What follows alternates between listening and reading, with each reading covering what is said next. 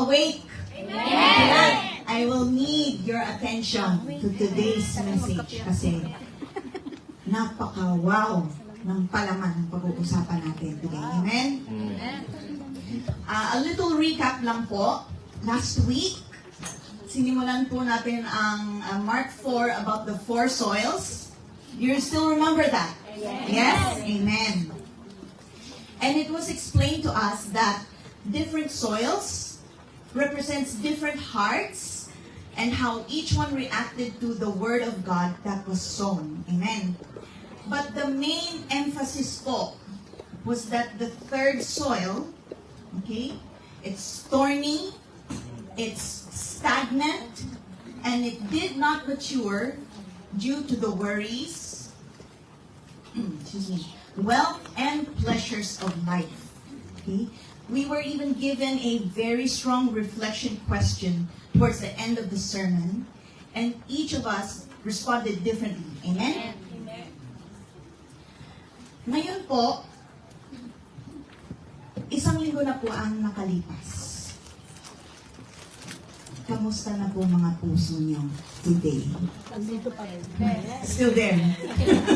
Yes. Kasi pag wala na yan, naku po. Okay? The third heart, the third soil was the emphasis last week. Okay? Ano siya eh? Divided heart. Split type. Parang aircon. No? So, ang mahalaga po, whichever category of soil you were last week, ang mahalaga po, tanungin pa rin natin ng sarili natin today, has it changed? Or has it remained? Is it remaining as it is? Amen? Ngayon po, desire natin magkaroon ng good soil. Amen? Yes. Now, we will continue on with what Pastor Jimmy started last week about the tinapay teaching. Okay? He taught about the bread part ng Mark chapter 4 about the soils. And again, sandwich type po ito. So, sa araw na ito, ako po ay mag-share nung palaman, which is the best part of a sandwich or a burger or anything that you will put in between a tinapay. Amen? So, maari po tayong tumayo. Let us give honor to the reading of the Word of God. Binasa na po natin kanina to in English and Tagalog. But this time we will read it in the version of NIV.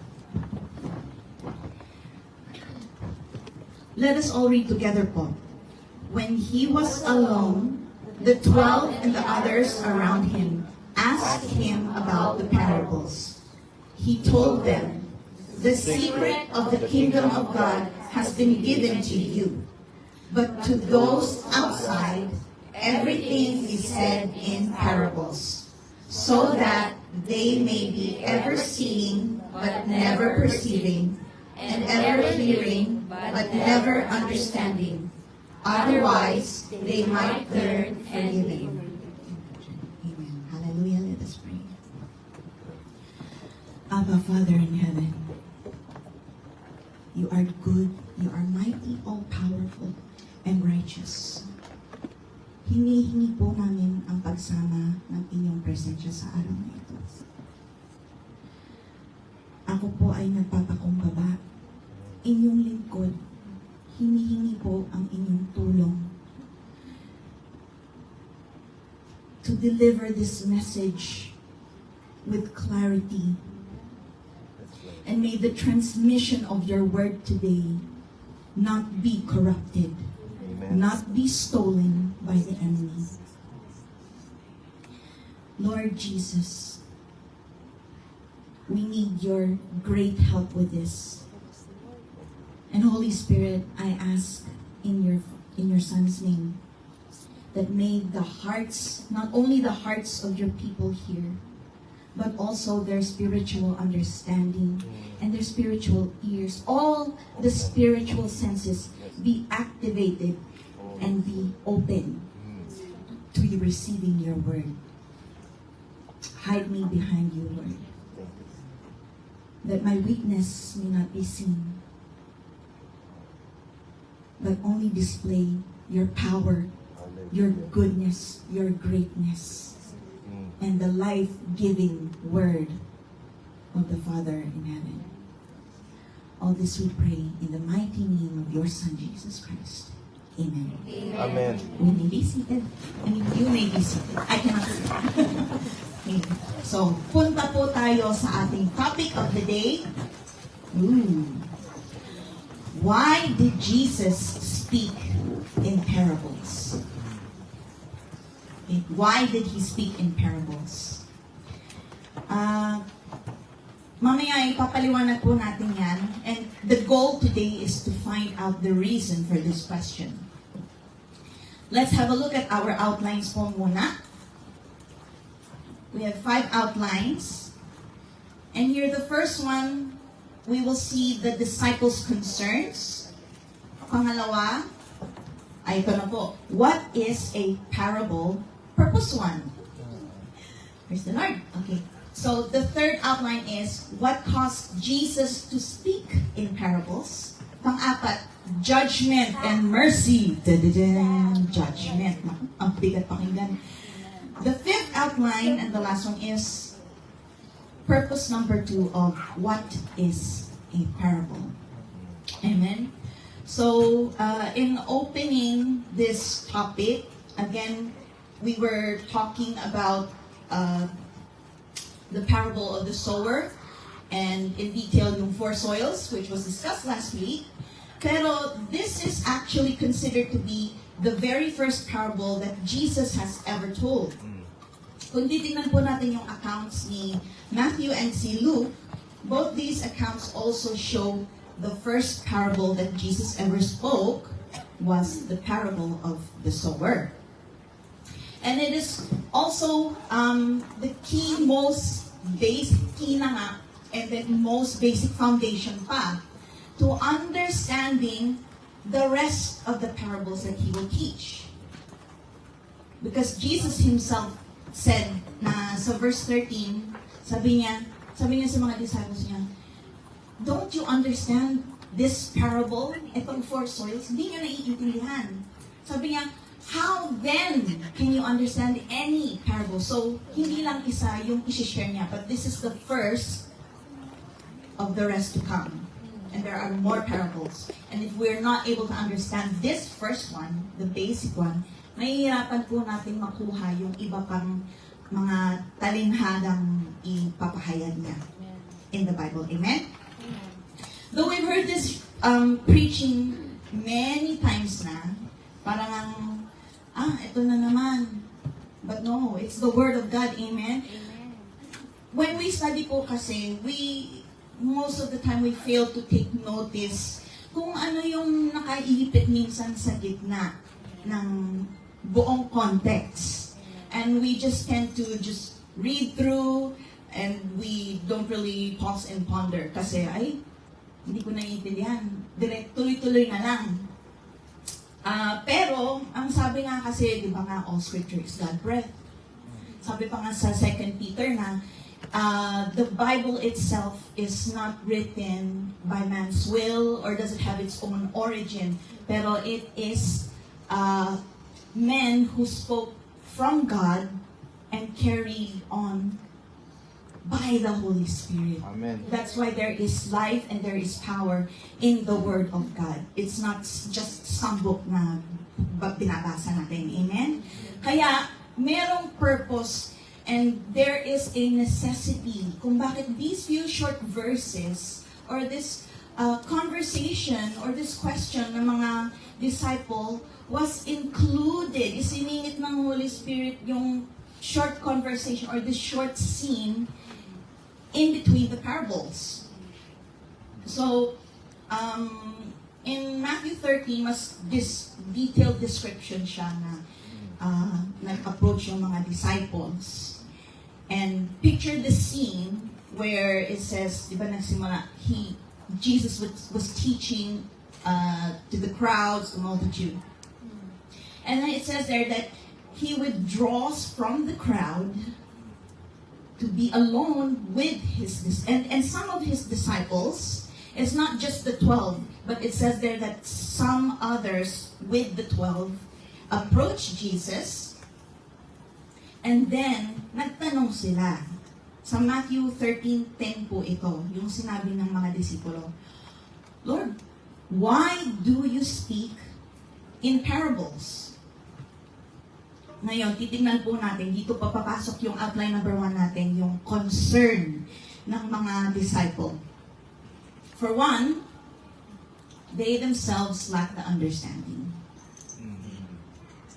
Pangalawa, concern sila kay Lord. Kasi, unang-una, bakit sila nako-concern kay Lord? Kasi, if Jesus keeps teaching in this way, parang, it's not gonna be very good. Okay? Unang-una, they lack understanding. Pangatlong concern nila actually is the crowd. Kasi, if they themselves don't understand the parable, who are actually following Jesus already for a period of time, di lalo na yung multitudes. Di po ba? Amen. So, ito yung pangatlong concern nila. Nung last week nga na, hindi pala last week, pero beforehand na-mention na rin na nung nagtuturo si Jesus sa crowd.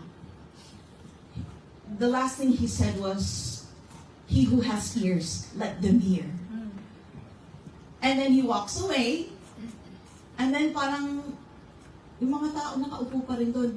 Ha? Tapos na? Parang bitin po, di ba? Yes. Di po ba?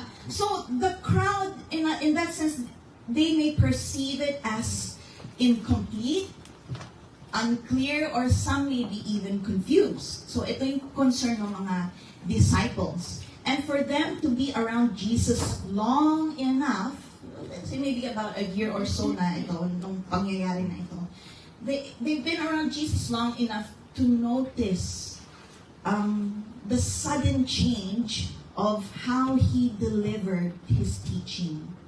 Nakakapagtaka kasi magtuturo siya, everything, the messages are always straightforward, may paliwanag. Tapos biglang nung araw na to, parables? No. So, punta po tayo sa next slide. Ito po. With all these things going on, at napansin nila, what seemed strange to the disciples was in fact a strategy from the Lord. Amen. Okay? They did not understand yet what Jesus was doing. And it's also relatable to us today. Na kumbaga sabihin mo, kung magtatanong tayo kay Jesus with this same question, Lord, bakit ka nag-parables ng araw? Kapatid, He will answer you just as He did back then to His 12 and the rest. Amen? Paano tayo nakakasigurado na sasagutin tayo ng Lord pag nag-inquire tayo sa Kanya? Sabi niya kasi, call unto me and I will answer. I will reveal to you. Amen? But in many cases, most cases, pag nagtanong tayo kay Lord, lalong-lalo na when we have questions that we are dreading answers to receive. Lord, ang tagal, kukulitin na naman kita. Lord, bakit wala pa rin? Okay? Most of the time, He answers, yes. Or minsan magugulat ka na lang, hindi ka pa tapos mag-pray, tapos biglang maririnig mo ang sagot. And then you will just cry kasi nga, hindi pa tapos yung pinapanalangin. Binigyan ka na ng sagot. Amen. And that is so true. But most of the time, minsan we don't get the answer yet. Sometimes it comes later in life. And sometimes, no answer at all. I'd like to take you to this scripture, or the prophet Habakkuk. Tingnan po natin yung next slide. Sa Habakkuk po, this is a prophet where the first chapter pa lang is may complaint na siya sa kay Lord. nag-inquire na siya kay Lord. Kasi, ang sabi niya doon, Lord, why do you let me see injustice? Ano nangyayari sa mundo? Parang, it's so chaotic. And if we relate it to today in our life, ganun din po, no? Lahat po tayo, meron pa rin tayong katanungan sa Panginoon na we are dreading to get answers from Him. And yet, He remains quiet. Pero ang highlight po dito, sa verse 5, sumagot na ang Panginoon sa kanya. Sabi po dito sa verse 5, look at the nations and watch, and be utterly amazed.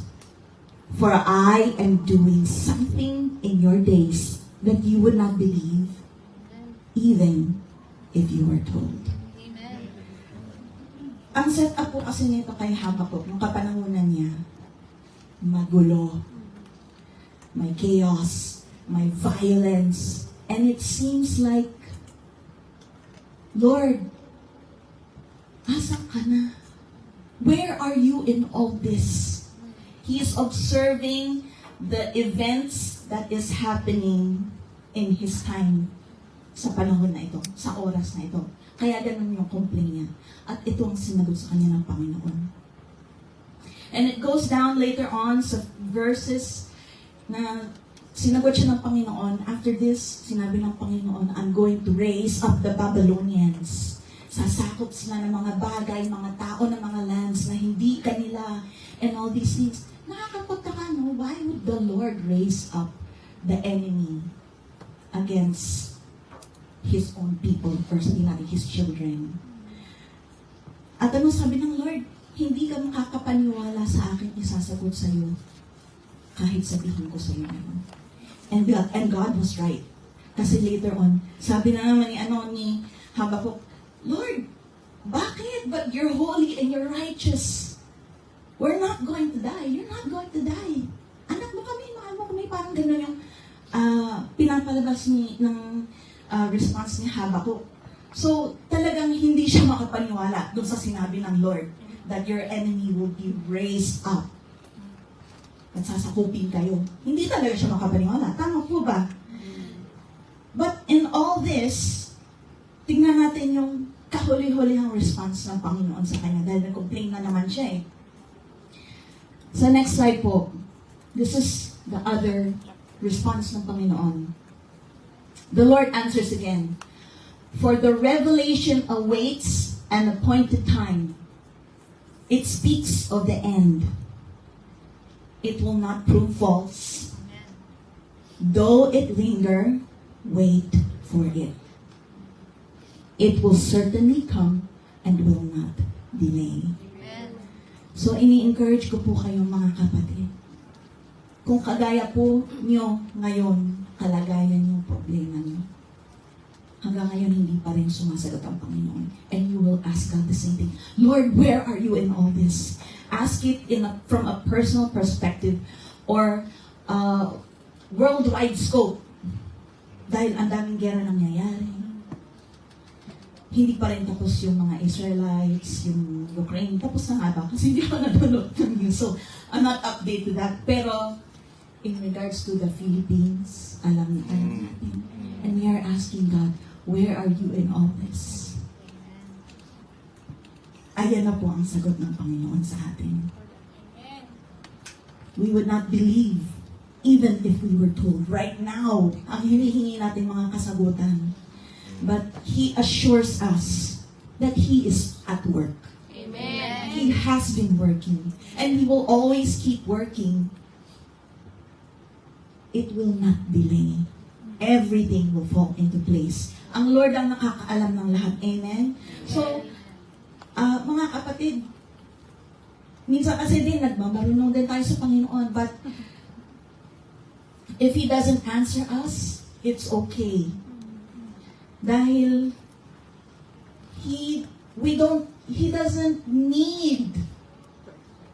owe Him anything that He has to explain every single detail, every single question that we ask. Amen po ba? Amen. The Lord knows it all. And there's this word called providence. Hindi ko alam sa Tagalog, pero sabi ni Google, it is a timely preparation for future eventualities. Timely preparation po. Kaya hindi pa natin nakukuha yung mga kasagutan natin kasi hindi pa tayo handa matanggap o marinig. Amen. And at a certain point of time, pag binigay niya na, that means we are ready to handle it. Amen? Hallelujah. Amen. Grabe. Tingnan natin yung Romans 11:33. Pati nga si Pablo, he was so in awe. He is in prison writing letters and in-express niya yung pagka-marvel niya sa presence ng Lord. Sabi niya, oh, grabe. The depth of the riches, both wisdom and knowledge of God. How unsearchable His judgments and His ways past finding out. What does he mean by this? I'll try to relate, let's see, an old movie, most of you may have watched before. Sino nakapanood ng Tom Cruise? Kilala niya na, di ba? Minority Report. Yes. Yes, amen. Kung mga nakapanood nun, he wears these finger gloves and he taps on it and just a screen appears out of nowhere, information, maps, details, and then swipe lang siya. Ganon. Okay, imagine that. He's able to see so many information at one time. And he is only one man. He has to look here. Ay, hindi ito kailangan ko, ganyan. So, one man with a limited mind, that's all he can see. Iniisa-isa niya pa yung basahin. And imagine how God works. If we were to take a peek at how He actually works in that kind of setup, but 1,000 times greater. The whole universe is His blueprint. Makasilip lang tayo ng konti. I tell you, kapatid, you will not be able to contain that. And even Paul himself, and this, he is expressing yung grabe niyang pagka-marvel sa nakikita niya, namamangha siya. It caused him to humble and to worship. Amen? If you can just see that and imagine that. Pero ang mga tao today, instead of seeing that, instead of submitting, para mamangha sila sa Panginoon, they debate to one another, using their human minds to try and understand the mind of God. And they end up getting frustrated. Who can understand the mind of God? No one. Amen? Kaya grabe. It should cause us not to be frustrated. Mapafrustrate talaga tayo because we are using our mind to understand Him. But if we just surrender, imposibleng with it that it will not cause you to worship. Amen? Hey, balik na po tayo. I'm so sorry. Going back to that time, okay, disciples asking Jesus the question. Ito na po. This is one of the reasons why. Okay? Ready na po ba kayo? Kasi kakaiba tong sagot na to eh. Ito na po. Parables were an instrument of judgment against unbelievers. Sink in a little bit. Judgment against unbelievers. Nung una pa rin narinig ito, parang sabi ko, napaka-strange naman, bakit judgment? Parang nakakatakot. Kasi hatol. So, ang alam kasi natin, yung parables, they are engaging stories that explain spiritual truths or moral lessons. Di po ba? Pero hindi yun yung sinabi ng Lord. Kasi nung tinanong sa kanya, He answered directly according to verse 11. To you is given the secret to the kingdom of God. Yun ang sinagot niya. but to those outside. Outside meaning, not my sheep, not my fold, not my people. Hindi belong sa akin. I speak in parables intentionally. Because yung primary purpose po ng parable is to conceal the truth. Magtataka na naman kayo, no? Eh, di ba Jesus saves? Why is He keeping the truth from unbelievers naman? Parang, it's like it's going against the Jesus came to heal, to seek, to save the lost, no? Tapos dito, judgment, kinoconceal daw yung truth. We need to understand also kasi yung tinatawag pa ng set-up. Okay? And once we understand the setup, yung which is timing of implementation, tsaka yung audience na kinakausap niya, kapag naintindihan natin yon, it will put your unease to rest. So, makakahinga na kayo. Amen? So, there should be a reason. Something must have happened before this kung bakit biglang nagparable si Jesus nung araw na yon. Dahil si Lord, hindi siya, He will not act without reason. Amen? Ngayon, babalik po tayo sa next slide. Next slide po tayo. Pero babalik tayo, we will backtrack and find out the culprit. Dito po tayo sa Mark 3:22. Ito po yung accusation kay Jesus. And the teachers of the law who came down from Jerusalem said, He is possessed by Beelzebub, and by the ruler of the demons, He casts out demons. Ito po yun. Dahil po dito sa direct blasphemous accusation na ito, pinagmulan ng speaking in parables. At this time, mga 1 year or so na nag-minister si Lord, di po ba? And surely it's 1 year or so, it's more than enough for anyone to see and believe that these works is the work of God. Amen. Di po ba? Pati nga yung a certain Pharisee nga, he believed, but he wasn't sure. So he went to inquire. Sa John 3:2, si Nicodemus, kilala po ba natin siya? Amen. Hindi niya tayo kilala kasi nandun na siya. Amen. So, sabi niya, no one could perform the miraculous signs you are doing if God were not with him. No, even he could see that there was something different sa mga pagkilos ni Jesus.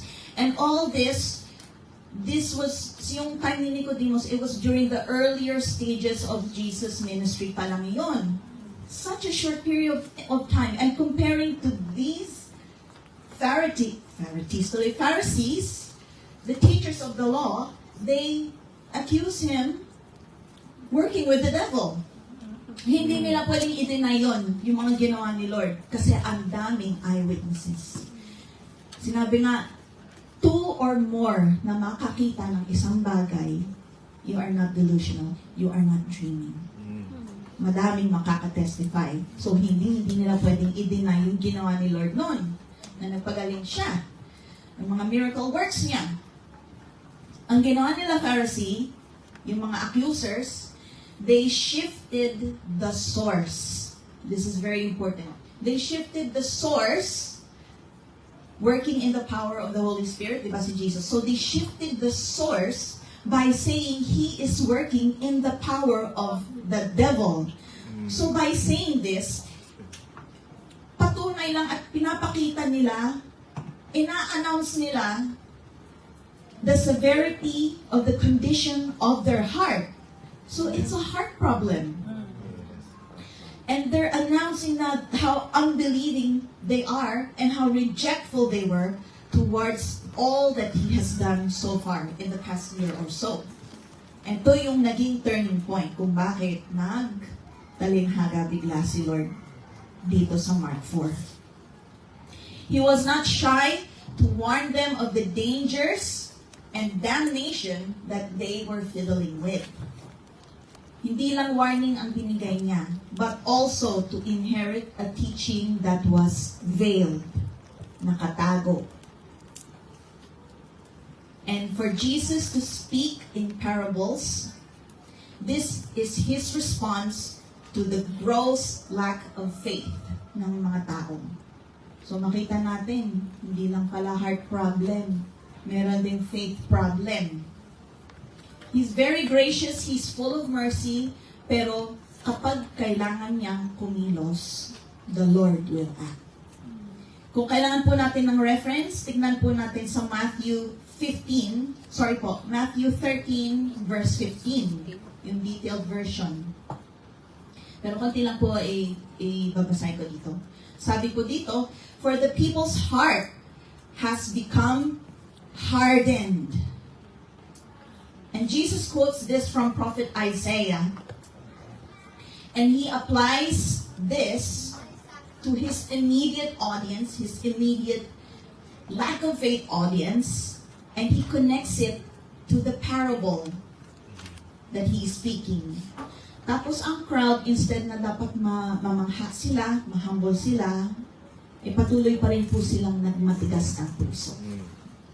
Anyone who is among the living has hope. Even a live dog is better than a dead lion. Ano po ibig sabihin nito? Ecclesiastes 9:4 po ito. Wala po dito, pero just to let you, give you a bit of scripture na ibig sabihin po nito, hanggat humihinga ka, meron kang pag-asa. Amen? Ito pa, meron pang huling pabala ang Diyos sa Revelations 22:11. Sa next slide po yan. Sabi po dito, let him who does wrong continue to do wrong. Let him who is vile continue to be vile. Let him who does right continue to do right. And let him who is holy continue to be holy. So, does this mean that God just allows His people pabayaan na to remain in their state of rebellion? No. Hindi po. Of course not. No. Kung naalala ko po yung mga nung panahon ng Old Testament, times of Egypt, multiple times God Himself hands His people over to their oppressors. Bakit? Kasi, ano sila disobedient, stubborn minds, hardened hearts. They turn away from God and they turn to worshiping idols. They were in a cycle of sin, suffering, supplication, and salvation. They did as they pleased what was right in their own eyes. Paulit-ulit, multiple times mababasa natin yan sa Old Testament. Pero, may mercy talaga ang Lord. Kasi every time His children will cry out to Him, malalambot talaga po. Hindi niya matiis mga anak niya. They will cry out to Him and He delivers them. Amen? Tapos again, sin, suffering, supplication, salvation. Tapos, Lord, I'm sorry, Lord. Tapos ayun na naman. Sin, suffering. Anyway, this sin, suffering, supplication, and salvation, ito po yung nakuha ko last year sa first year ng RIC ni Pastor Mel Caparos. Amen? Tapos kanina umaga din, may verse din si Pastora Ethel, yung Hebrews 12:13. Chapter 3, 12:13. Sabi po doon, see to it that none of you has a sinful, unbelieving heart that turns away from the living God. But encourage one another daily, as long as it's called today, so that none of you may be hardened by sin's deceitfulness. Amen? Ang Panginoon, yung sinasabi ng Lord na parang pabaya naman ang Lord. But no, He is not. The only way we can, it explains kung bakit ganun yung sinabi ng Lord is verse 10. Revelation 22:10. Just up one verse. The setup po dito is si John the Beloved, kinakausap siya ng angel dahil merong message ang Diyos para kay John the Beloved to write down. And ito ang sinabi ng Panginoon sa kanya. Do not conceal the prophecy of this book because the time is near. Tapos tumuloy na, let him who does wrong continue to do wrong, be vile, and so on. Ito po yung mga warnings already given to us. Okay, God Himself has completely and openly recorded Amen. everything we need to know in the Bible. Amen. Okay, even the warnings of what's to come, the extent of humans' final judgment, eternal punishment, pati yung permanent rule and reign niya, it's all recorded. Kaya sabi ng Lord, even after all this, and yet if the people remain unrepentant, kung daletang sasabihin ng Panginoon, ang sakit tsaka masama pakinggan, bahala ka na. Amen? But the Lord is merciful. Hindi siya ganun magsalita sa akin. May mercy ang Lord.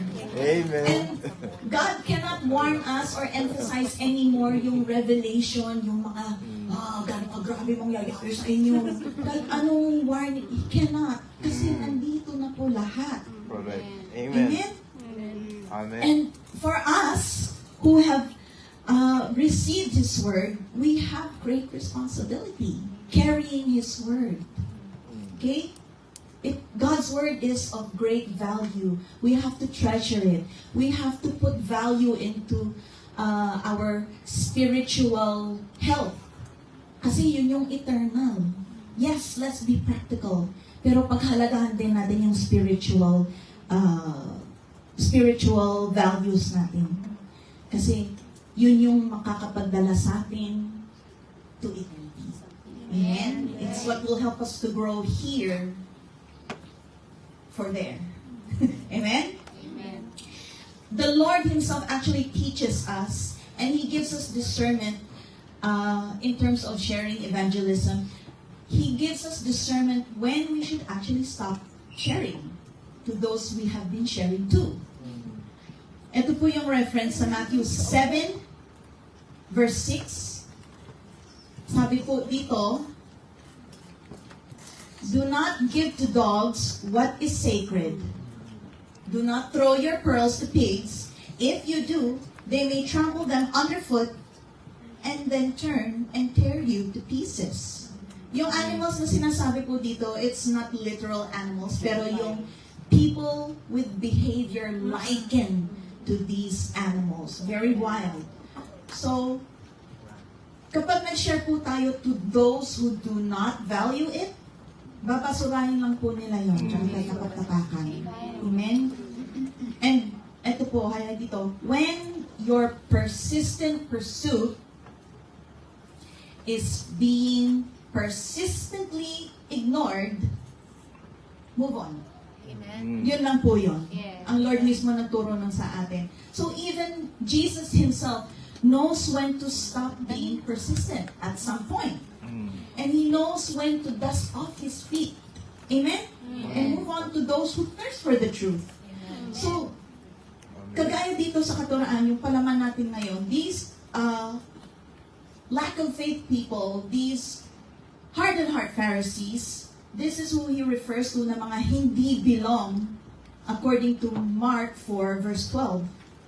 Sabi niya, so that they may be ever seeing but never perceiving, and ever be hearing but never understanding. And again, Jesus is quoting this from Isaiah 6:9. Again, balik tayo sa Isaiah 6. Ito po yung when the angel took a coal, touched the lips of Isaiah, tapos sabi ng Lord, whom shall we send? Ganon. Whom shall I send pala? Tsaka, who will go for us? Tapos sabi ni Isaiah, I am here, send me. Okay? Congratulations! Kasi ang sabi ng Lord sa kanya, you will be preaching, you will be preaching to a people who will not listen or be moved by anything you say. Wow! Very encouraging, no? Grabe ang Lord. Sabi na Isaiah, sige, go! I will go. Amen. Amen?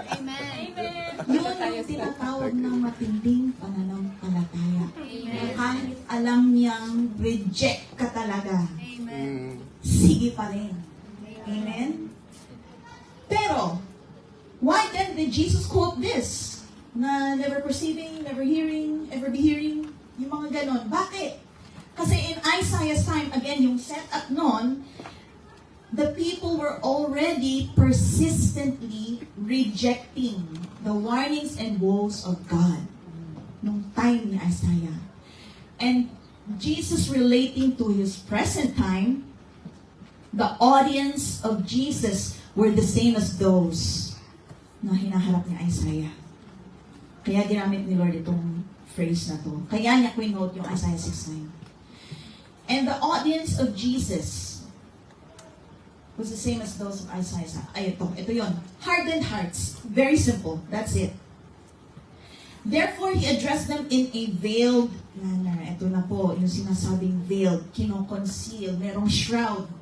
Jesus, kasi ang dami niya nang ginawa, di po ba? Miracles, healing, bulag, mute, nakakita, wala pa yung patay na nabuhay. Later pa yon, pero ito po yun eh. Everything is so direct, straightforward, and yet they say he is working in the power of the devil. Wow!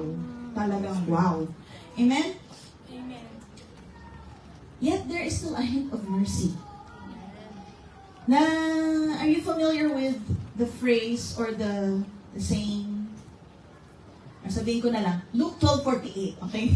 Sabi ni Lord dito, from everyone who has been given much, much will be demanded. And from the one who has been entrusted with much, more will be asked. Yung context po nito, Jesus is teaching various degrees of punishment that are direct proportion to the requirement of revelation. Ang hirap intindihin ng English. Okay? Baka kailangan po natin mag-skip, not skip, but go to the next slide po. Meron po tayong illustration. Yan. Thank you. Is it too colorful? Kita po ba sa likod? Ayan. Sorry. So, eto po yun. It basically means, yung 12:48, it basically means that God will hold the listeners of His Word accountable to the revelation they receive and how they reject it. Okay. Hanap po tayo ng... Ate Mechay, labas po dito. Ito. Parang kulang yung ano eh. Yung demonstration. Yes. Okay. Sige, dali mo na rin yung shroud mo. Oh, yan. Isa. Okay. Hirang po. Ako po gagamit. Ate Mechay, please. Do not be afraid. For the Lord thy God is with you. Okay. So, harap ka lang po doon. Okay. So, etong kapatid, nasira ng gospel, pero nag-reject siya. But serving. Okay. Kumain na. Kunyari. Stretch forth both hands po. Pahingi. Ang taong naka-receive ng revelation ng Panginoon, clearly, He has spoken. Ito ang magiging judgment niya kapag nag-deny siya. Mabigat. Hindi naman masyado actually. It's just ano. Okay? Now, let us compare to a person. Okay, reject pala kayo. Sige, from now on, I will speak in parables. Nashiran ko siya ng word. Naka-receive siya ng, naka-receive siya ng revelation. Kita mo ba? Hindi. Malabo no? She can still see, no? Malabo. Pero, yes, she can see, but it's not clear. So, according to the revelation you receive, stretch out your hand po ulit. Ito po ang kanyang judgment. Magaan. Mas magaan. Amen po? Nakuha niyo po ba? Yes. This is the example na sinasabi kong merong mercy ang Panginoon. According to the revelation that we receive, and if we reject, ganon din katumbas ang judgment sa atin. Salamat ating Diyos. Tuhan niyo po. Mas malinaw po ba kaysa sa drawing ko? Mas malinaw yung drawing kaysa sa paliliwanag ko. Amen. So, ito po Temperature yun. lesser. Para mas madali. Temperature. Salamat sa tulong ni Pastor. 4 words lang. Wow! Sana nung simula pa lang ito na sinabi ko, greater revelation, greater punishment. Clear? Praise the Lord. It is a rule in God's judgment. And basically, so katulad nito, the more light, the Word of God is light. And everyone, He shines on everyone. Kaya nga, katulad ng sower, di ba? Sabihin natin, ay, nagkakalat lang yung farmer. Anong klaseng farmer? Marunong ba siya mag-farming? Bakit siya nagkakalat? Nagkakalat yung Lord. Hindi po, kapatid. It's for all kasi. Wala siyang pinipili. Amen? So that is why, kita natin yung half dito. Mga people with receptive hearts, they have positive response to the Word of God. That's why they're more abundant. More is given to them. Kasi nakasahod sila eh. Uy, nakasahod. So, positive yung outcome nila. Kasi lagi silang, wow, I want to be at the feet of Jesus. I want to hear the Word. I'm curious. Ano pa meron? Ma-excite ka eh. Tama nga oh, yes Lord, yes Lord, yes, yes Lord. Amen. Ano po nangyari dito? Ano nangyari dito sa kabila? Naku po, tingnan natin. Hardened hearts, mga rejectees. Okay? Negative yung response nila. So what happens? They remain callous. Sabi nga nila, oh, sabi niya, I've heard it, but no thanks. Tapos, ayan na, in between, ako po, revelation, let him who does wrong continue to do wrong, let him who is vile be vile. Pagdating po ng judgment day, sorry Lord! Wala na. Too late. Siya din, I'm sorry too. I never knew you. Kasi hindi kayo nakinig. Sa lahat ng sinabi ko, sinulat ko, pinadala ko, pinakita ko. I'm sorry. Anyway, the Lord is still merciful. Can you see that now? Yes. Ngayon, next slide po. English lang po siya, pero ganun din yung ibig sabihin nun. Okay? For Jesus, yung mercy, naka-highlight na yung mercy. Jesus speaking in parables, meaning, di ba, ang ilaw maliwanag. So, meron pa din natin i-tune down yun eh, para maging dim. Ganito ang ginawa ni Jesus. In light to those parables, in light to those Pharisees and faithless people, He dims the light so that their judgment will also diminish. Magiging ganito na lang kanibis yun. Amen? That's the mercy of God.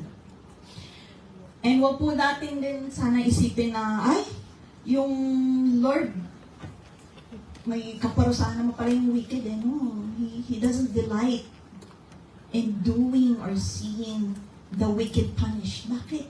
Kasi they were also His creation. Kaya masakit din sa loob niya to punish those He loved, but He has to because of sin. Hindi niya babaliin ang salita niya. So He has to go with it. Sabi nga, sa 2 Peter 3:9, nandito po, the Lord is not slack in concerning His promise, as some count slackness, but long-suffering towards us, not willing that any should perish, but all should come to repentance. May Tagalog po tayo, basahin niyo po. Next slide po, may Tagalog dyan. Kita po ba? Amen. Sige po, basahin po ang mga those who have eyes. Let them see. Okay, basahin po natin. Sige po. Ang Panginoon ay hindi nagpapabaya sa kanyang pangako gaya ng inakala ng ilan.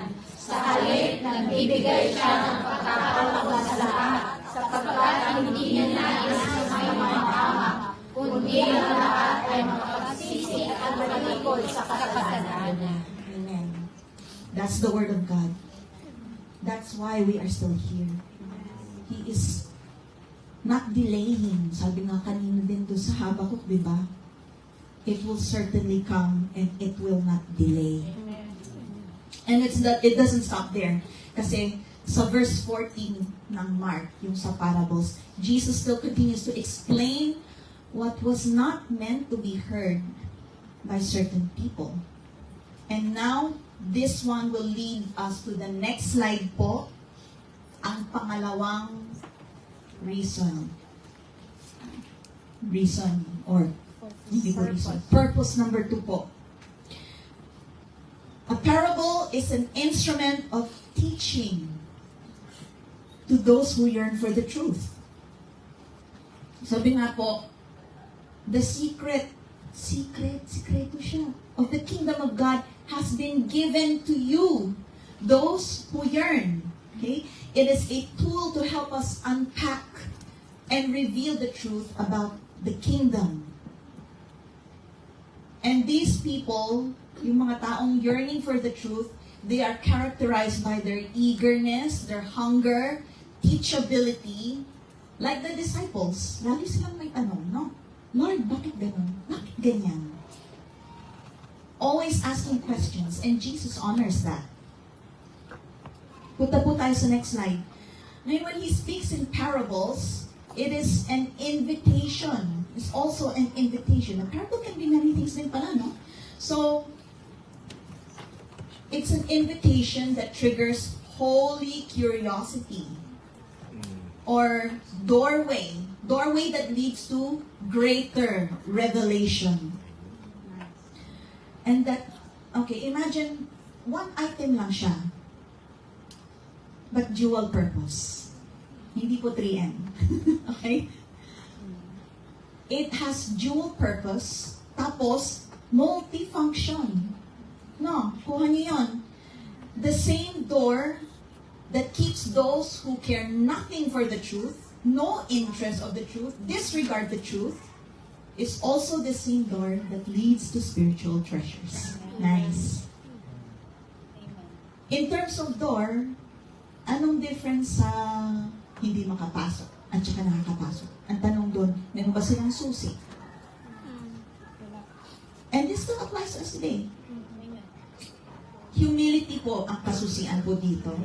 So, ang purpose po talaga ng parable, nakadepende po talaga sa heart posture ng makikinig na tao. Amen? Kung right heart posture ka, right and positive outcome. Katulad ng drawing kanina. Kung wrong heart posture ka, you don't get anything. It results nothing. Sila ano yun? Sila, I've heard it, but no thanks. Okay? Tingnan po natin yung next slide. Meron pong magandang quote dito from Matthew Henry. And this summarizes, or it makes a good description for his disciples, not his, but Jesus' disciples, or people who are really seeking the truth. Sabi po dito, a parable is a shell that keeps good fruit for the diligent, but withholds from the slothful. Again, about the posture of your heart. If you have a right posture, you can crack open the shell. Hindi nasusi this time kasi shell siya eh. Ano ba gagawin mo sa shell? Bibiyakin mo. So, if you're diligent, you are seeking, you are earnest, you have the teachable heart, you crack it open, and you can benefit from the nutrients. Amen? Pero kung tamad ka, careless ka, rejectful, or even blasphemous, katulad ng mga Pariseo, you will never obtain the treasure in it. Amen? Ang difference po dito is the ears to hear. Bakit ganun? Parang kanina sabi heart problem, tapos may heart posture. Tapos may understanding. Ngayon, ears, something din. Kapatid, ang parable of the sower is just not addressing the heart. It is of many issues. Tama po lahat yan. Issues of the hearing, okay, yung understanding natin, but mainly, the issue is the heart. Amen? In hearing parable, it should actually cause a trigger to the listener. So, hindi lang po tayo, but those outside. It should trigger a question. Uy, kakaiba to ah. I wanna know. Anong ibig sabihin nun?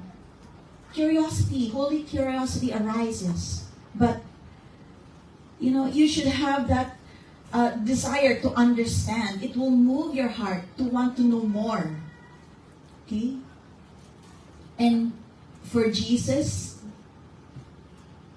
if you are really seeking Him with all your heart, He will never turn a deaf ear to you. Imposibleng hindi siya magpakita. Imposibleng hindi siya sumagot sa'yo kung tunay ang puso mo. Amen? Katulad ni Nicodemus, or si Nico, for short. Di ba, Pariseo siya. He's in the same position as those who accused Jesus. Yeah? Ano pa daw description kay Nico? Leader of leaders. Okay? Teacher of the law. Pero anong difference between Nico and the rest of those who plotted against Jesus? Heart posture. Kasi he did not deny what he witnessed. Early stage pa lang yun. And he was the only one who approached Jesus. Amen? He went alone, sneaking in the dark to ask Jesus. He did not resist. He had a hunger. And he had many questions. Just like the disciples. Kasi he was honest enough to come and inquire Jesus truthfully. Kasi God cannot work with dishonest people. Amen? Kahit naman tayo, mapapagkatiwalaan ba natin ng sinungaling? No. Amen? Maganda yung example ko. Sige, tanungin ko kayo. Baptism ni John the Baptist. Si Pinsan. Is it from God or from man?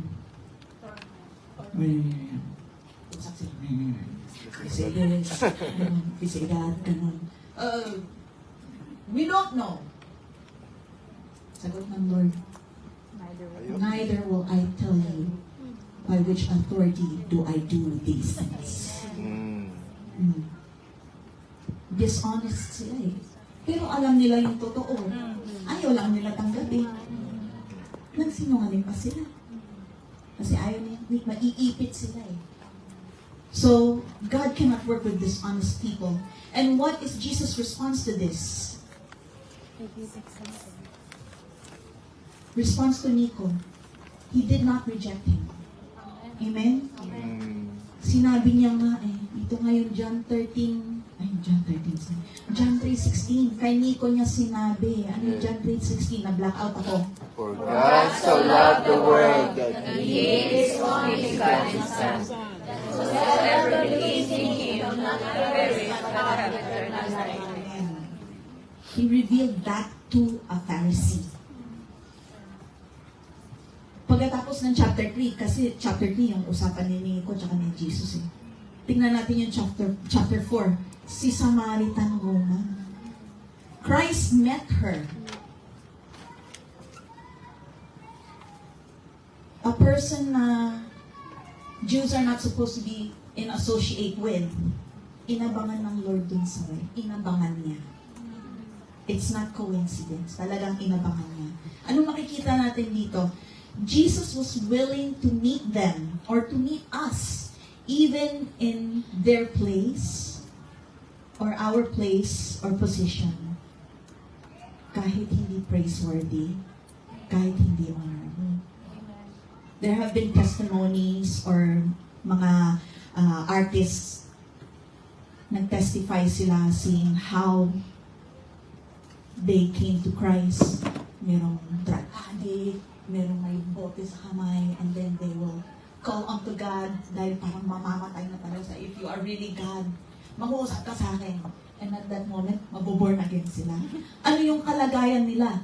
Durog, bangag, sabog, or probably in a place na hindi ka dapat nandun. Pero nagpupumilit kang nandun. Kasi parang wala kang magawa sa buhay mo. Hindi mo alam kung anong gagawin mo sa buhay mo. And even in those circumstances, Jesus speaks to them. Jesus meets them.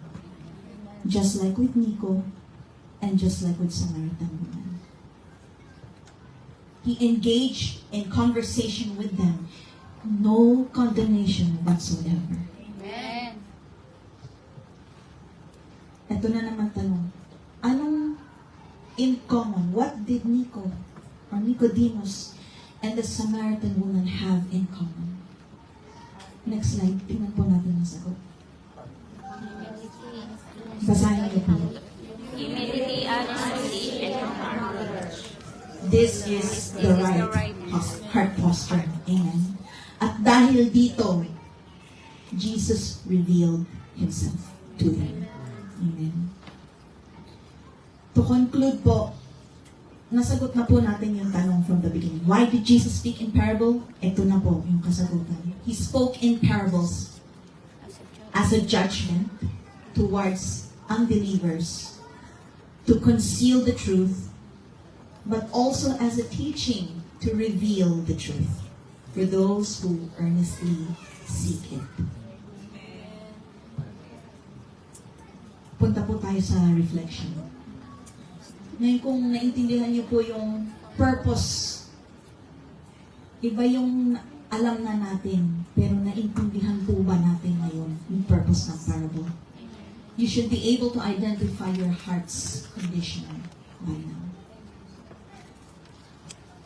Application po natin, make it your desire to have a right heart posture by being humble, honest, and to hunger for the truth. For the secret of the kingdom of God has been given to you. Lahat po tayo may heart problems. Amen.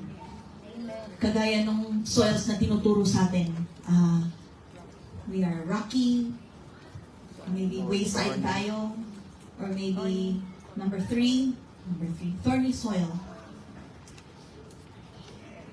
Pero hindi natin pwedeng sabihin na, ay, ano yata ako, ganito ko, o minsan ganito, minsan ganyan. True.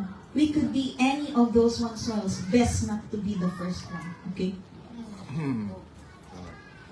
Ang point po dito, huwag po tayong manatiling nasa soil 1 to 3. We can never be, or we can never maintain to be a good soil.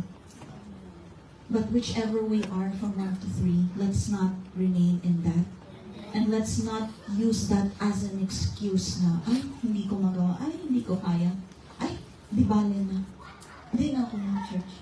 No, kapatid, binigay na sa atin yung palaman, yung juice. Let's apply that. If you heard the message clearly today, observe your heart and question yourself, are you interested in knowing and understanding His parables? Sana mga kapatid, na-trigger ang mga puso natin. And if you are, then you have the right posture. You're in the process to your heart's healing.